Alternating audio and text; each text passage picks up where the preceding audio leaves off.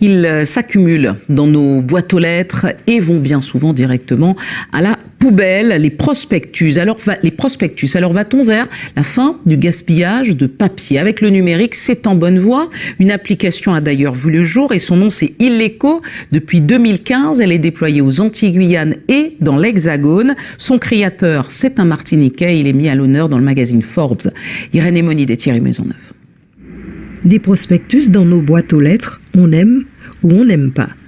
Près de 30 kilos de papier par an et par ménage selon une récente étude. La publicité, disponible sur smartphone ou tablette depuis 2015 via une application, fruit du travail de ce jeune homme, Alan Abatucci, 30 ans, marié, un entrepreneur du web. J'étais étudiant au Canada, j'utilisais ce type d'application pour pouvoir bénéficier de bons plans, de coupons, de réduction. Et du coup, pour moi, ça faisait énormément de sens en venant en Martinique de développer cette partie digitale qui était encore inexploitée. Et après 7 ans, une visibilité élargie, 180 000 téléchargements, un travail récompensé. Ça représente une énorme visibilité sur le plan national et également une reconnaissance sur le travail effectué depuis 7 ans sur le paysage ultramarin. On est une équipe composée de 5 personnes, on recrute 2 en novembre. Notre business model repose sur notre audience. On a créé une large communauté.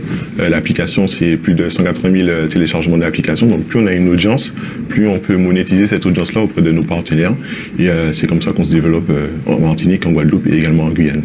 Une équipe qui évolue dans cet espace coworking, le monde de la toile et ses emplois, un univers très large, en partage. Il faut avoir conscience que Alan, il est chef d'entreprise, il a démarré tout seul et on veut toujours commencer à vouloir un peu tout faire, sauf qu'on est vite rattrapé par la réalité. Du coup, j'accompagne Alan dans le développement de la communication d'Illéco. On profite également du fait de la loi climat qui sortira dans quelques mois.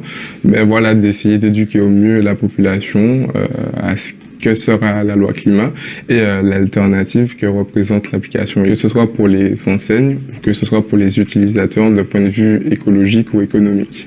Depuis le 1er septembre dernier, plus de prospectus dans les boîtes aux lettres de 14 grandes villes de France, Bordeaux, Nancy ou Grenoble, une phase expérimentale qui va durer 3 ans.